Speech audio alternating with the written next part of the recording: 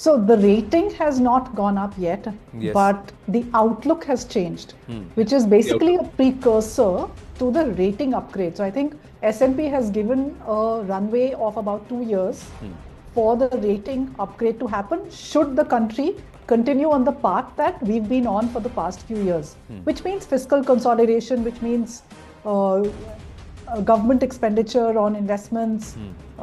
So all the reform which has happened in the previous years, should that path be walked on, then we are looking at an upgrade. And remember, the upgrade is a very important thing for foreign investors to make an allocation of their money to India. So that's a hugely positive step to happen in the future, should that rating upgrade happen. But the rating upgrade also, does it take into consideration the global economic factors? How much of it will impact Bharat? Because we seem to be a lighthouse. All around us there is global recession.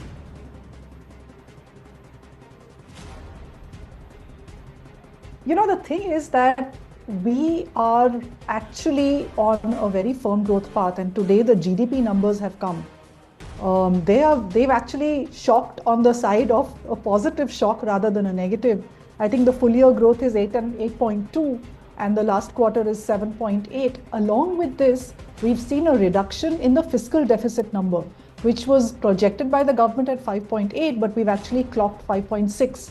So in very simple terms, for viewers who may not understand these large numbers, basically your income has gone up and your debts are getting smaller in terms of the gap between your income and your expenditure has shrunk. So it's a very positive thing to happen for an economy. So yes, the world is in trouble, but I think India has held its head over water, and I must absolutely take this opportunity to compliment the finance ministry on what they did during the COVID time. So I'm sure you remember, there was so much of global pressure to spend 10% of our GDP, give money away. Look at the countries that did that. Look at their inflation numbers. Look at what happened to their finances. We did not do that. Our intervention was free food grade because we are a largely poor country. People need food to eat. We don't have the fiscal space for handouts. That's what we did not do that. We pressed the pedal on government investment. The fruits of that tree are now coming into action. We are beginning to see the impact of the steps which the world did not agree that what we did. We are seeing the positive impact of that. So we are in a very strong, I don't think the country has been in a place so strong for a number of years, Anand, because we've got it all going right now. We've got the GDP numbers growing, we've got the deficit numbers going, we've got the government investment numbers, we are seeing green shoots of private sector investments. We need a consumption boost, but RBI has kept its rates very high, so the potential of a rate cut certainly exists, which will then give a boost to private sector investment, as well as investment by the retail into things like housing and others. But there is a lot of criticism about these numbers by the opposition, who are claiming that employment is rising, inflation is rising, and the government is actually window dressing these numbers to make it look good. As an economist, how would you want to react? At some point, you have to trust the numbers given out by the government. Unless they have a separate set of numbers, and it is not your anecdote minus how many poor people that I have seen. Let's not trade anecdotes here. Let's just rest with numbers. So maybe the opposition can do a really smart thing and look at some data-based rebuttal of these numbers. In the absence of that, I think they should just not speak and make a fool of themselves by talking of anecdotes, because that's not how economics works. So you have a set of government data. The world believes this data. I'm not so sure why opposition does not believe this data. And in the absence of their numbers, we will just take these and feel happy, shouldn't we? True, but the other aspect I wanted your opinion on, 100 tons of gold, 1 lakh kilograms of gold has been brought back recently, relocated from the Bank of England back to Bharat. Is this a trend of de-dollarization that we are seeing? Bharat has also been buying a lot of gold and converting its bullion, increasing its bullion stock. How would you read this? The world is looking for an alternate currency to the dollar. Obviously, it doesn't want to go to the yuan for very obvious reasons. You don't want to do that. There isn't a third currency which can today become the store of value. As a currency, as a global currency, you need a store of value, something which holds it together. I would interpret the buying of gold as the world looking for an alternative to the dollar. It's not happening in the near future. Dollar is reigning supreme. The US economy is still doing well. So I don't think there is going to be a currency which is going to replace the dollar. But I think every country is trying to hedge its reserves. It's trying to build up the gold reserves as simply a store of value. And on your point of getting the gold back, look, I think for Indians, gold is a very emotive metal. Ji.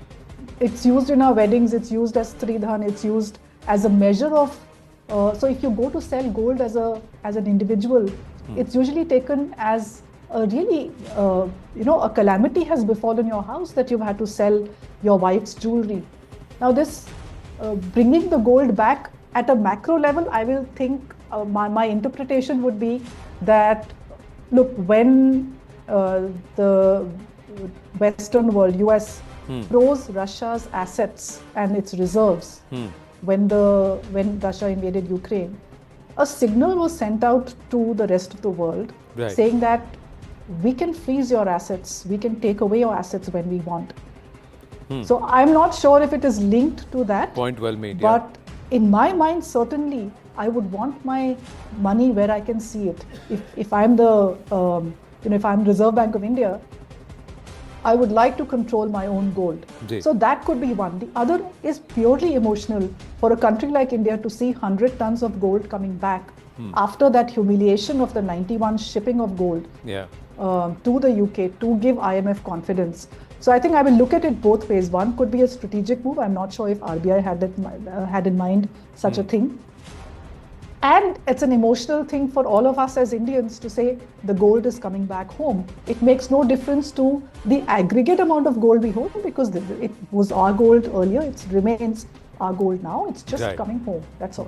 We did buy back that gold sometime in 2012, if my memory serves me right, from the IMF. But let me ask you, Monika ji, are you someone who's inclined to credit Prime Minister Narendra Modi and Modinomics to where we are currently compared to where we were in 2014, how we were perceived, and especially with the outlook upgrade by S&P, and how much of the results on the 4th of June, continuity, stability, how much of it is critical, crucial for Bharat right now from an economic point of view? Look, when there is a company, it is the CEO who takes the blame for profit growth or losses, isn't it? Credit and because blame, it is the CEO who gives direction to what implements. It is really the execution by the CEO, but the CEO will have a team of CXOs who will then implement his or her decisions. True. I think look at the country in the same way. It is the direction of the Prime Minister, whoever he or she may be, which will then translate into actual things on the ground. I mean, if you simply look at what happened during the emergency, it was the Prime Minister who gave the direction and it was her Council of Ministers which executed what happened then. It is Prime Minister Narendra Modi who's given the signal of fiscal consolidation, of pressing the pedal on investments, which is the whole infrastructure play, which all of us think, which we can look at and drive on and consume. It is direction from there, which has been executed, I think, brilliantly by Finance Minister Nirmala Sitharaman. So I think compliments to both of them. And my only hope is that the new government is able to take the baton and take it forward. We need continuity in this.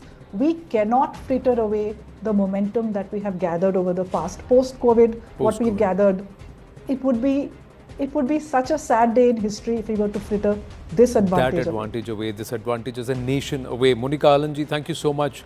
Congratulations on your book and also for joining us. Thank you for joining us here on CNN News 18. Prime Minister Modi has just tweeted, ladies and gentlemen. His latest is on the Q4 numbers. On X, he's just put out this post where he said that the Q4 GDP growth data for 2023-24 shows robust momentum in our economy, which is poised to further accelerate thanks to the hard-working people of our country. 8.2% growth for the year 23-24 exemplifies that Bharat continues to be the fastest-growing major economy globally. As I have said, this is just a trailer of things to come. Let's go straight across to our guests. Syed Zafar Islam, National Spokesperson of the BJP, Lokesh Jindal, Leader Congress Party, Sumansi Raman, author and political commentator. For all those questioning Bharat's growth story, the numbers speak otherwise, Lokesh Jindal. Well, there are certain numbers that you have not considered yet. What about the decrease in household savings? What about the household debt that has arisen? Now, if you talk about 2014, by the end of UPA's regime, the savings rate was as high as 32%.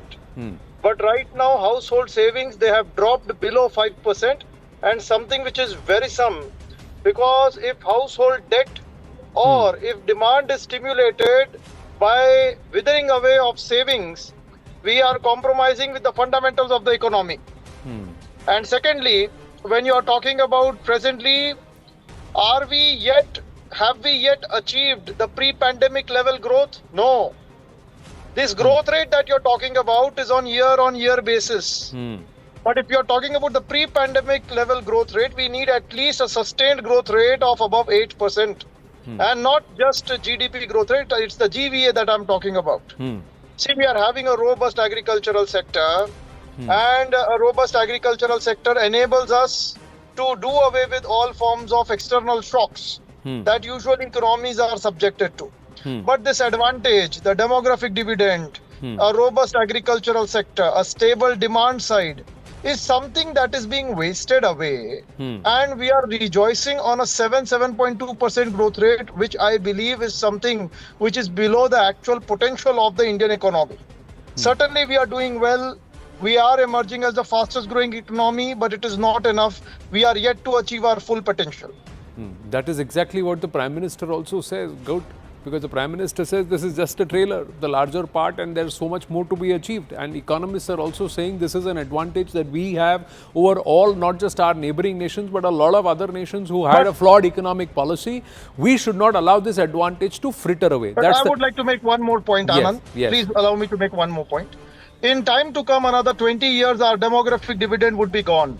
The demographic dividend will turn into demographic disaster. We will be having a more of dependent population. So if at all we get late, we will miss the bus. So it is not about showing an optimistic picture. It is very important that real reforms are executed the manner in which UPA government had initiated reforms from 2004 to 2014, when a sustained economic growth of above 8% was realized and fundamentals of the economy were safeguarded. We had a higher investment rate, a gross capital private sector was functioning well, demand was stimulated not by withering away household savings. In fact, if you talk about post-2021, rather post-2019, there was a dangerous trend of the banking sector giving out unsecured loans for consumption, which stimulated demand. And the government used that statistics to claim that the standard of living of individuals had risen because their consumption has increased. Right. But that consumption was based upon unsecured loans and all forms of credit instruments which were being exploited. So I would say over here, it's very important that we do not fudge around with the fundamentals of the economy and concentrate more upon the basics as we proceed ahead. Right. Syed Zafar Islam ji, would you want to respond to Lokesh Jindal? Of course, I would like to respond to your question as well as I heard Mr. Jindal and the lady earlier who was speaking, Ms. Monica Hallan. Yeah. Let me tell you very candidly. Monica Hallan. Let me tell you very candidly, if anybody criticizes the state of Indian economy, then either he has not understood the strength of Indian economy or the policy measures and the structural reforms and all the policy initiatives which have been undertaken by the Honorable Prime Minister in the last 10 years. When people are talking about UPA regime, just tell me, if I would like to compare since 2014, 2004 to 2014, the period of 10 years, we had handed over a very solid economy in 2004, and all the macroeconomic parameters, if you analyze, between 2004 to 2014. So between 2004 to 2019, they did well, primarily because we handed over a very sound economy. All the macro was looking very stable at that point in time. Having said that, between 2006 to 2012 particularly, they started distributing loan, and especially after the global economic crisis in 2007-8, they started giving loan to every single company who was approaching loan from the bank. As a result, the loan exposure or the balance sheet size of all the nationalized bank put together from 1947 till 2006 was merely 18 lakh crore. It ballooned to 300% to 53 lakh crore by 2012. And what happened? Every loan turned out, he is talking about the private investment. Private investment took place, but see, there is a report in 2012 by Credit Suisse, independent agency, independent bank, debt curves, means all the loans which were given during that time based on the phone banking or the influence which they enjoyed from the 10 Janpath and others actually resulted in bad loan. So we inherited a very weak economy which was 11th position. Look, Jindal, you will not interrupt. Remained 11th. Jindal, you will not interrupt. Let him make his point. From 11th position to 14th position till 2014, it remained at 11th position. From very strong economy, macro stability was there. So very fragile macro and fragile economy, among top 5 fragile economy in the world.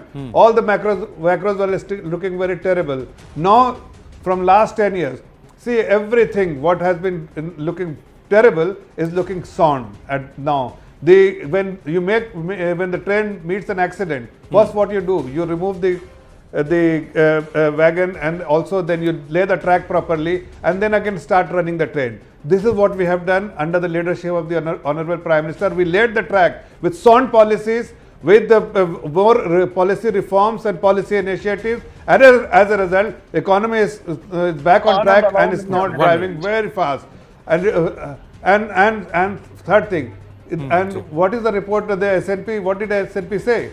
They said that where there are few reasons why they have actually changed the outlook from stable to positive, because inflation, there is stability, volatility, we have been able to restrict volatility, because the Prime Minister had given very fixed kind of a instruction that the inflation should not vary between 6% to 2%, between 2 to 6%, 4% minus plus 2%. And this is what we maintained, and RBI and government put together have done a fantastic job that we have been able to maintain the inflation. There is no volatility in inflation. That is what they have considered, that the fiscal consolidation, something which they have considered, that the macro policy and the fiscal prudence policy what we are maintaining is something which has been acknowledged by the rating agency, and these are all sound measures which have been taken. And third thing, as you rightly said, that that lady was saying that we have not given dole. We didn't spend money, given cash to people in the country, but rather we have ensured ease of living by providing them a better road, by providing them gas connection, by providing them water connection, electricity connection, all the benefits. Anand, I would like to make a point. As a result, what happened?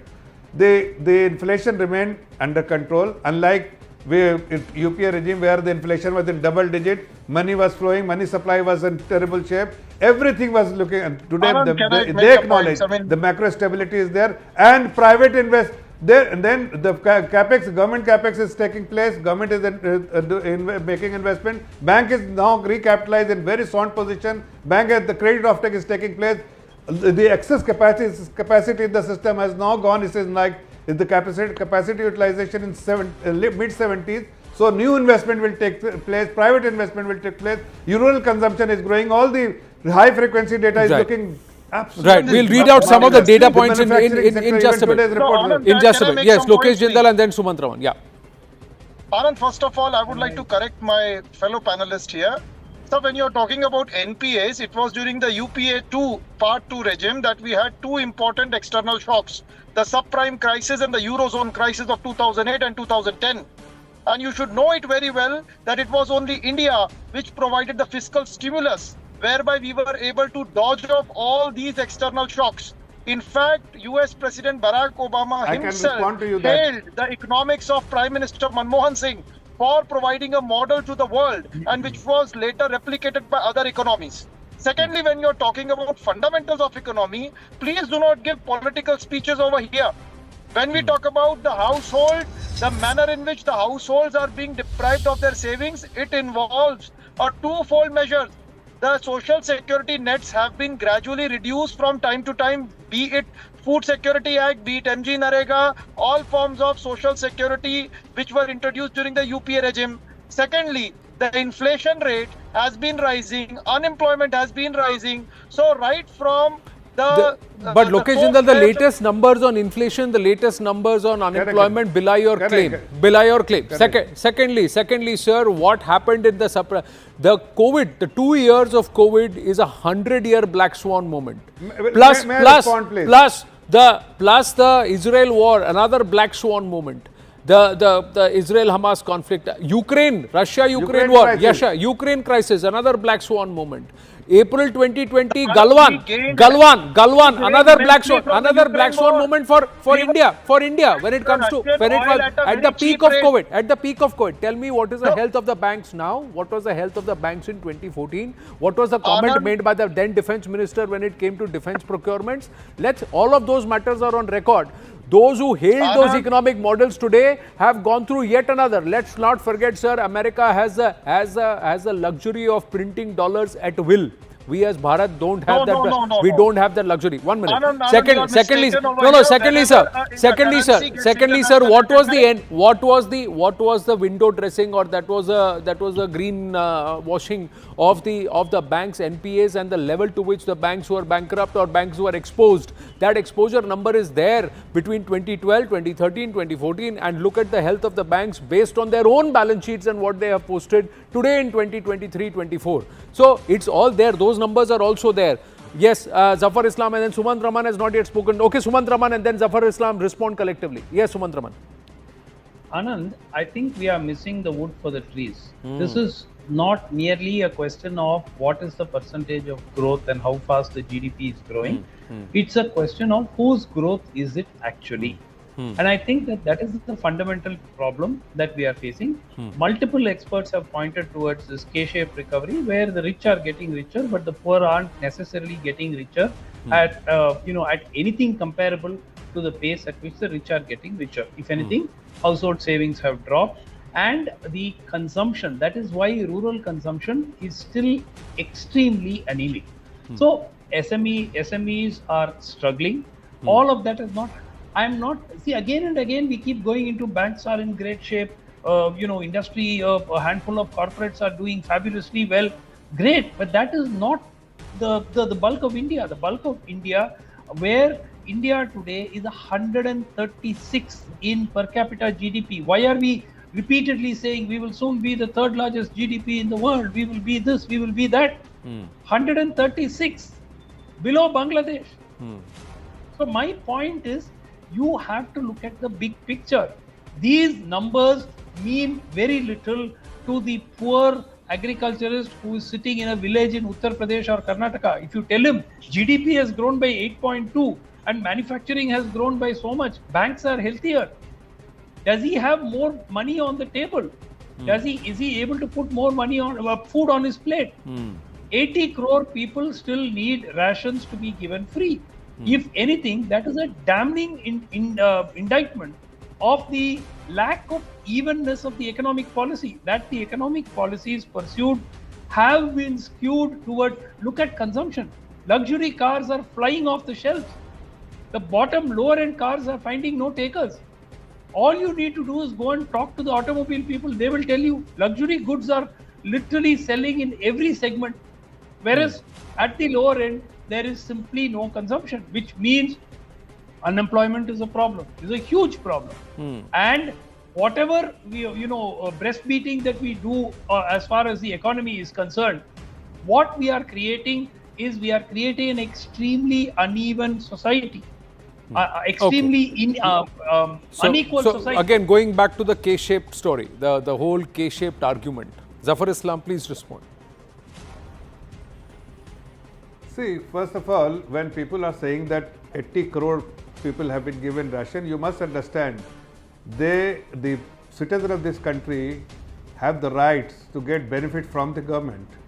We are a compassionate government. It is not necessarily that everyone needs ration, but it gives them additional comfort when they get support from the government, both in terms of providing them ration, free electricity, gas connection, toilet, making toilet for them, or giving them roof, or providing them many other supports, including like health care. All these things give them additional, improve their lifestyle. Ease of living is something which was a priority for the government. And the Honorable Prime Minister from day one has said that every policy decision we will take, every policy reforms will undertake, will have the two focus. First, the people of this great country, and then it should provide additional strength to the government or to the country. So based on that, we have done this, and that's why the people of India is extremely happy. The macro stability is there, that suggests that our resources are going up, and that's why we are able to spend, invest, and also take care of our citizens. Right. Now see that GST collection is going up. Why? Because of the policy. Why it was not? You said that GST collection will never go beyond 1 lakh. No, it is going even beyond 2 lakh crore. That only suggests that was the right policy. Leakages have been reduced, and the people have been folded back now from informal sector to formal sector. And even when somebody is talking about MSME, we are the one, because we know that there is a middle class, and that we are the one, we have taken all the important decisions to ensure their interest is safeguarded, and MSME has been given full attention, focus, and support by the government. And if you know, when people are talking about unemployment and unemployment, yeah, see the Ministry of Labour number, the lowest unemployment rate in the last several years, 3.2%. Also, just the people are talking about the demographic dividend. Yes, we have the young workforce. Yes, we have the cheapest young workforce, and that's why government has done few things which is important for his concern right now, sir, is that 20 years from now we won't have the demographic dividend. The concern raised is that 20 years from now we won't have the demographic dividend. We will. So we can't afford to miss the bus. We are on the road to Viksit Bharat.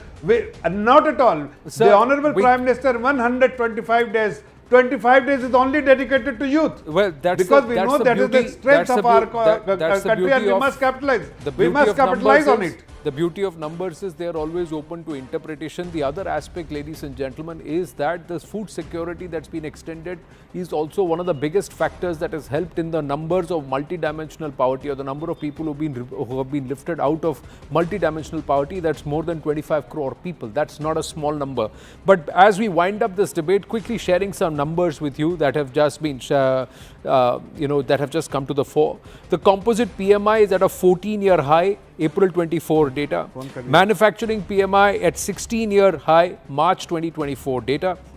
Fastest services activity growth in 14 years.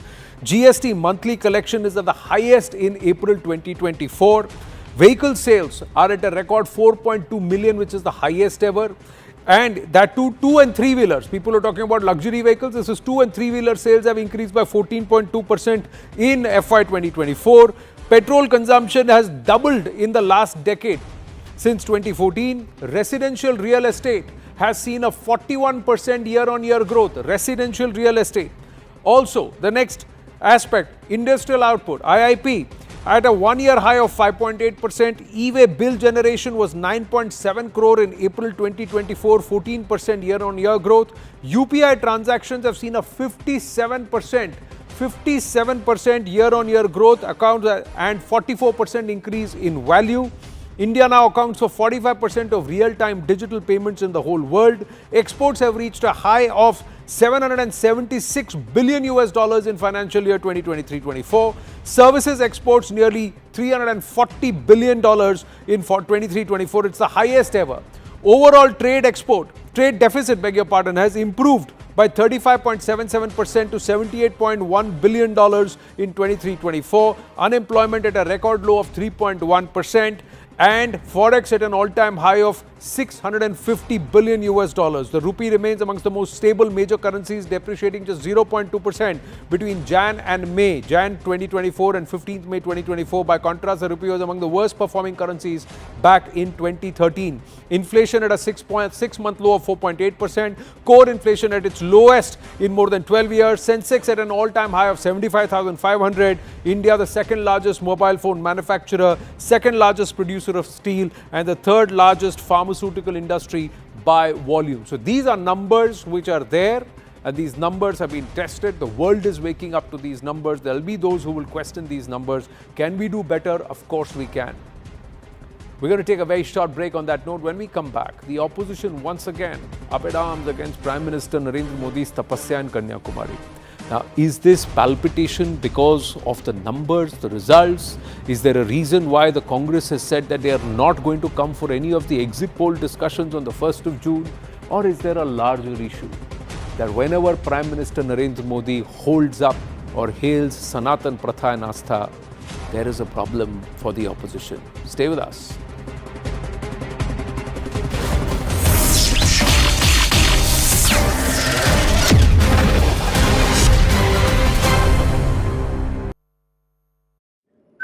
Political analyst Elaine Kamarck is with the Brookings Institution, a U.S. think tank. I have always thought that this trial was the most damaging to him, even though the legal issues are not as consequential.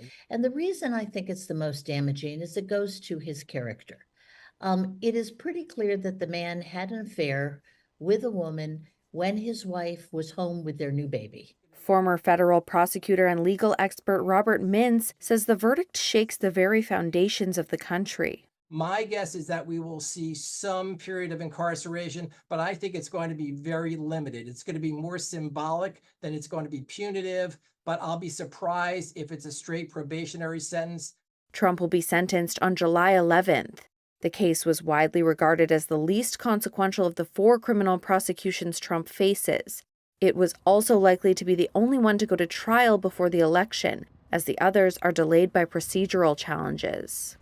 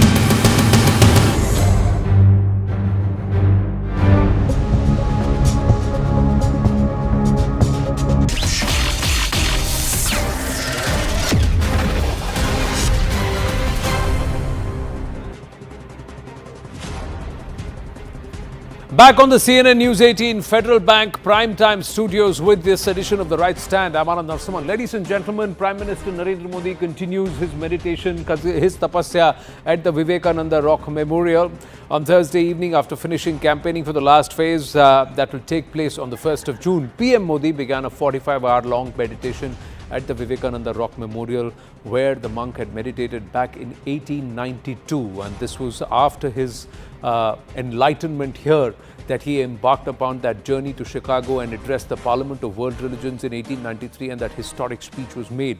Now, PM Modi began his meditation on the 30th of May at the Dhyan Mandapam, where Swami Vivekananda once meditated. He was seen performing the Surya Namaskar, offering prayers early this morning. The opposition sharply criticizing Prime Minister Narendra Modi's meditation at the Vivekananda Rock Memorial in Kanyakumari, saying that this is political drama. This is a way to influence the mind of the voter ahead of the final phase of polls. The alliance has accused him of politicizing the event and violating the MCC. In response, the BJP has rubbished or quashed all these allegations and accused the opposition of targeting Sanatan Dharma and its rituals.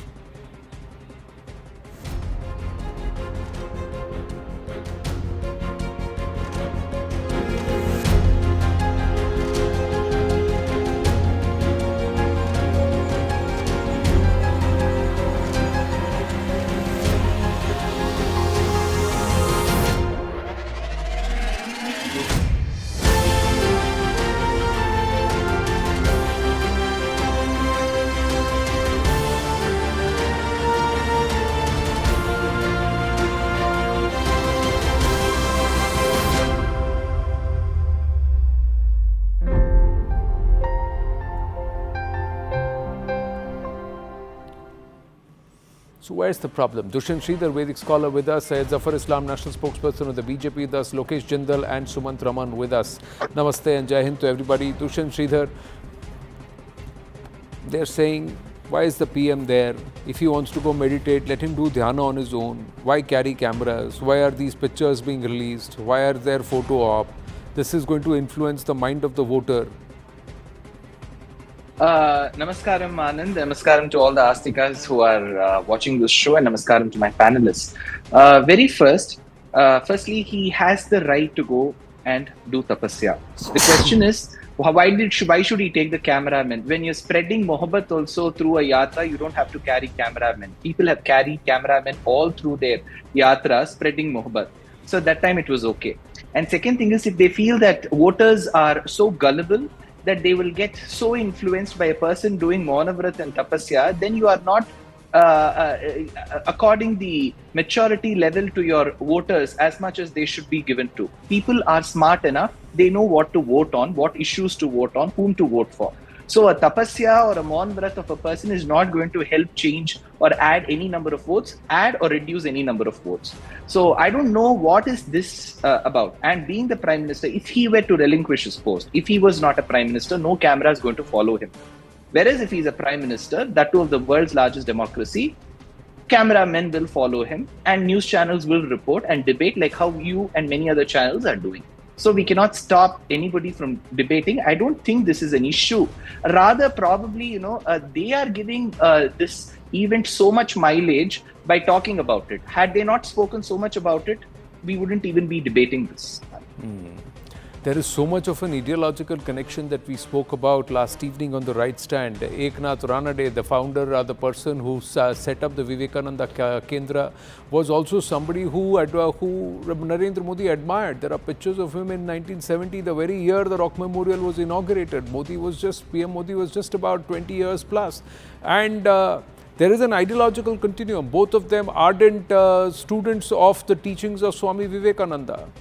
And of course, the Ekta Yatra in 1991 started right here at the Rock Memorial with Murli Manohar Joshi, and right behind him was Prime Minister Narendra Modi doing the circumambulation of Vivekananda ji's statue there and paying respects to Ramakrishna Paramhans. So Sumant Raman, where is this problem? And wherever the PM goes, the nation and the world follows as a destination. It's only going to increase the traffic at Kanyakumari. Anand, there are 2 points here. One, PM meditating is a non-issue. He is absolutely at liberty to meditate wherever he wishes, including the Vivekananda Rock Memorial. Now let's get that out of the way. Now I want to ask Dushyant and whoever else, maybe Syed Zafar Islam as well, that these are not cameras from all the various media houses. These are specially recorded footage. You can see, for instance, in that particular frame, you could see the kind of, I don't know whether it's incense or smoke or whatever it is going up and all that. So these are recorded and handed over to the media for being put out in the public domain. So this whole argument that wherever he goes, you please ask your camera crew to confirm that they are the ones who recorded this footage. Of course not. They cannot. Neither can they, nor can any of the other media houses. This is recorded and handed over to the media. The media plays it out. That's all that is being done. So this whole argument that the Prime Minister is somehow an unwilling participant in this whole thing and media are hounding him is absurd. In fact, cameras are supposedly out of bounds of the Dhyan Mandapam. Except, of course, in this particular case, inside the Dhyan Mandapam, we are not usually in Kanyakumari on the Vivekananda Rock Memorial. Inside the Dhyan Mandapam, cameras are not allowed. But, I mean, let's forget that. That's a small part of this whole thing. The point is, with 1 day to go for the vote, it is not about how many voters will get influenced by it. Are people not intelligent enough? That is a separate argument. The point is a clearly religious symbolism telecast live almost continuously throughout last evening and to large parts of today. Whether it impacts or not is not the issue. The issue is it in conformity with the election code of conduct or not? The election commission is not going to do anything. Forget about that. The thing is, sir, the thing is, Sumansi Raman, there is no live stream of the Prime Minister at the Vivekananda Rock Memorial. What's been released totally is about 4 minutes of footage. 4 minutes over the last, at least, last 35, 30. If the media is playing, this, then the media also played Rahul Gandhi addressing a poll rally in Karnataka when he was a candidate at Wayanad. The media also put out his visit to Sankat Mochan Temple in Raebareli the day Raebareli was voting. The media has also put out Priyanka Vadra. There is media that is putting out only the likes of Tejasvi Yadav and Lalu Yadav at Fulwari Sharif. So at that time there is no problem. At this here there is a problem. The PM cannot. The PM is quiet. The PM is not addressing a single rally because he's a candidate in Varanasi. He is quiet. He is not saying and addressing a single rally 48 hours before candidature. So no model code of violation for Rahul Gandhi, but model code of conduct violation here. The PM has addressed 206 rallies, given 80 interviews, and he's spoken so much that everybody had a problem. Now he's quiet. You have a problem there also. Yes, Sumant. You're not allowing me to speak. No, I have to finish speaking. Then you can speak. 1 minute. Anand, the issue is not about addressing political rallies or any such thing at all. My simple submission on this is, in the good old days, when only Doordarshan used to be the only channel around, they would always put out a number of minutes of coverage given to each political party during the campaign. How many minutes of each major political leader was shown on TV. Sir, in the good old days, the Indian naval ships would guard some people who are going to enjoy their vacation in Lakshadweep.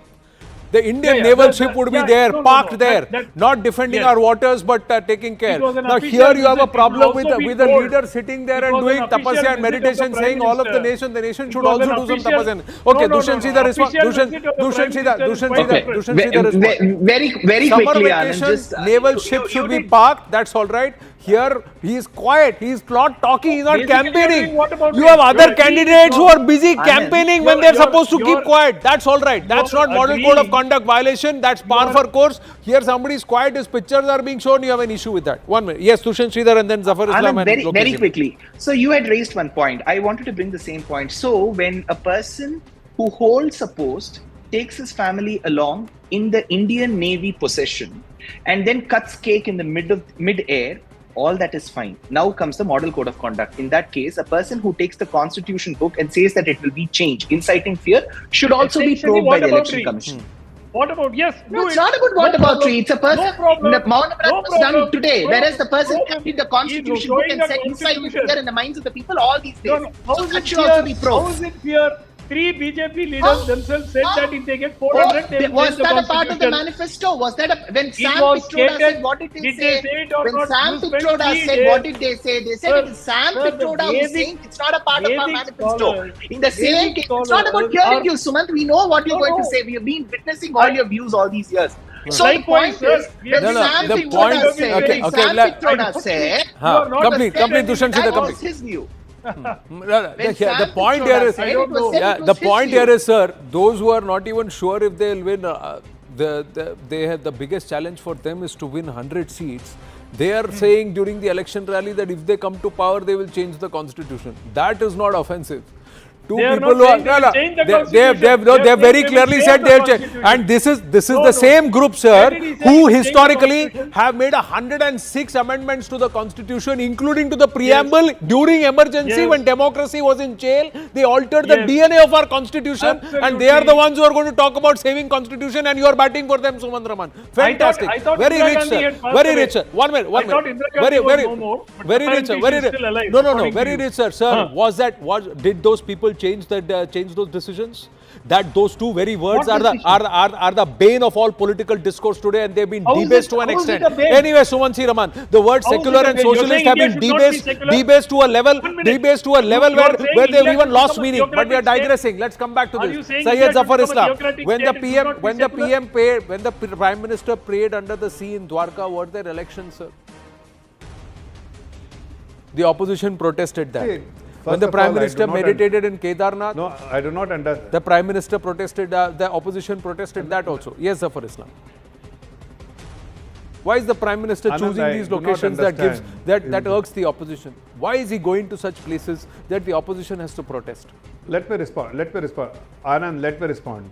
First of all, I do not understand when the Prime Minister during the campaign, while he was speaking, they had problem.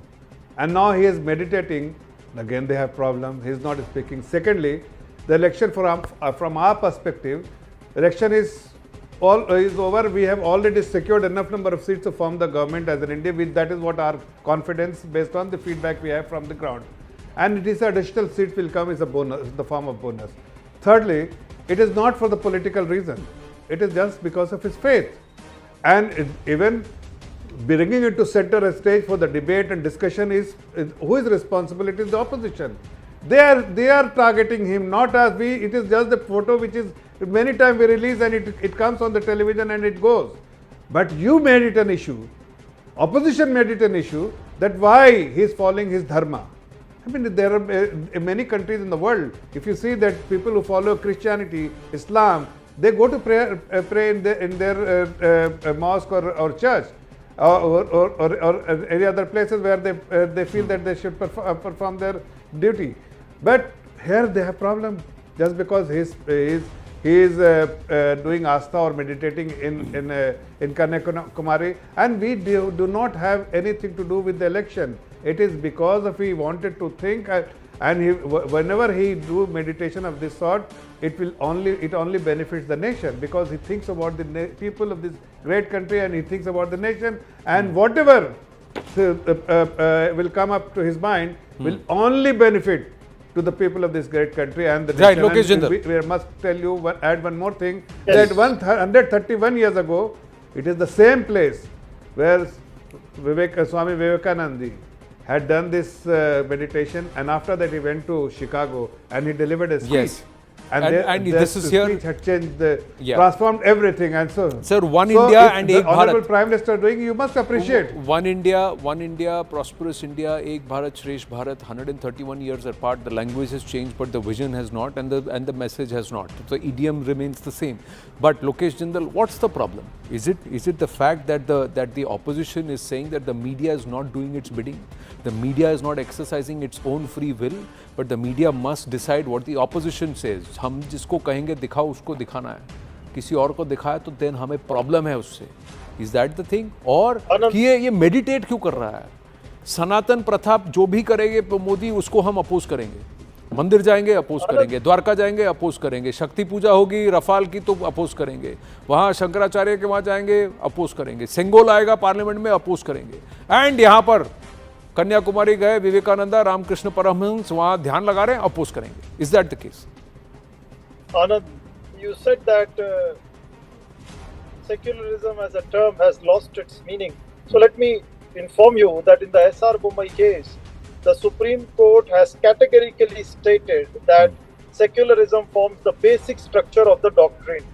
No, Something sir. No, sir. No, sir. No, sir. Get your Bharat, facts right. Bharat, no, sir. You get your facts right, sir. Get your facts right, no. sir. Baba Sahib Bhimrao Ramji Ambedkar very clearly said Bharat is not secular because partition happened on the grounds of religion. Our first Prime Minister was a Pandit and our first Education Minister is a Maulana. So don't say that Bharat is secular. Bharat is not, sir. Bharat is not secular, sir. And in our Constituent Assembly debates, our founding fathers argued this and very clearly said Bharat is a sovereign democratic republic. That's the original preamble. The forced words are socialist and secular during the emergency, when democracy was in jail, without parliament's action. So let's not argue on that. Bharat has always been inclusive, but it's not secular. Secular is a Christian concept in European nations because the Catholics and the Protestants were fighting about who will have the year of the king. That's how the word secular came. So don't debase this. Don't debase this, sir. Don't. And your revisionism is not going to work here with me. It's not going to work here with me, sir. The original preamble is the preamble of Bharat, the story of Bharat. So don't try and alter this. Don't try and alter this, sir. Don't try and alter this. In emergency, you have done this. The Congress has done this repeatedly. Who are you to tell me? Who are you to mislead? Who are you to mislead the country? Who are you to mislead facts? Who are you to wrongly state? I will show you the original preamble right now. And will you apologize? Will you apologize if I show you the original preamble, Lokesh Jindal? You come to CNN News 18, you come to this studio and I will show you the original preamble and I will make you apologize for what you said right now. I have to wind up on that note, sir. You are an idiot. I have to wind up that note. Do you even know what is personal with me, sir. Don't compromise the country and don't lie about the country. Don't lie about Bharat. Don't lie about its original founding fathers and its original preamble. And don't lie about what was done with its preamble. Don't lie about that, Lokesh Jindal. Thank you very much. We got news just coming through, ladies and gentlemen. Have to break this. OpenAI has come out and said something very, very important.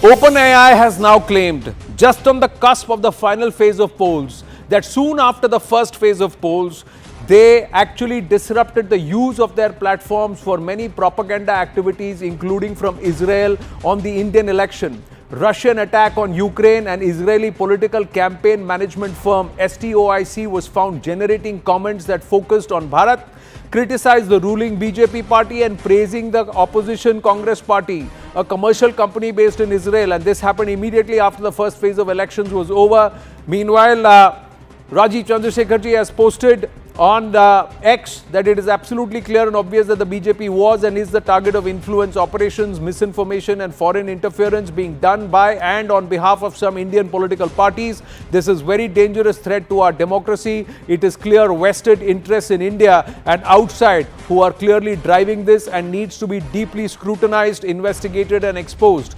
My view at this point is that these platforms could have released this much earlier and not so late when the elections are actually ending. Abhishek Jha now joins us with more details. Abhishek, and this report does not talk only about elections in Bharat and the need to influence, but there are also other references globally where there has been an attempt to use artificial intelligence to spread misinformation. Anand, interestingly, the same company was using its verb and its artificial intelligence-based model to propagate the misinformation regarding BJP and Congress and meddling the election campaigning in India. They were also doing the same misinformation campaign on Gaza, on US and European politics, on Russia and several other global issues. Now, the question is that Israel has broadly been a very good ally with India. So why would an Israeli company do a misinformation campaign at the time when the country is in the thick of election?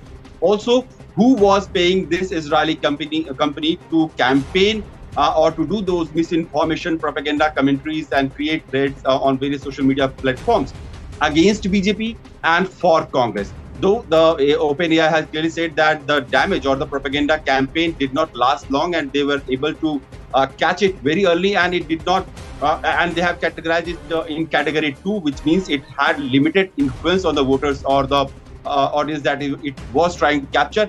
But it did happen. So that is a very a serious question, that internal political situation of India was being was somebody outside was trying to influence that. Right. Thank you for your inputs, Abhishek. We're going to continue to track this story and also get more reactions. Follow this story here on CNN News 18 and on news18.com. Thank you for watching. Bye for now.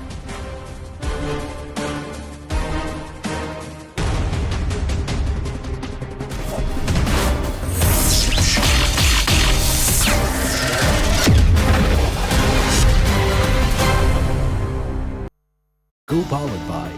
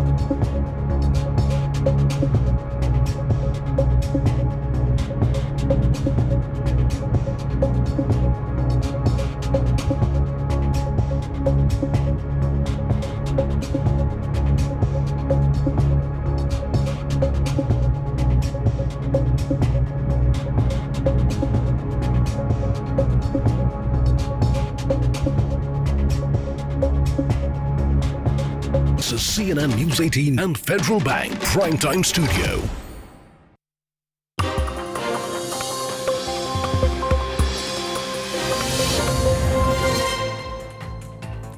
Hello and welcome to Brass Tacks. I'm Zaka Jacob. We're coming to you live from the CNN News 18 and Federal Bank Primetime Studio. The final phase is well and truly upon us. Tomorrow, Saturday, the 1st of June, you will see a little more than 50 seats going to polls across different states. But for all practical purposes, ladies and gentlemen, more than 480 seats have voted. This election may already be done and dusted. What are the big factors on which this election depends, on which this election really hinges? What could be the margin between the victory and defeat, whether it is BJP at 270 or 272 past the halfway mark, or BJP at 300 plus,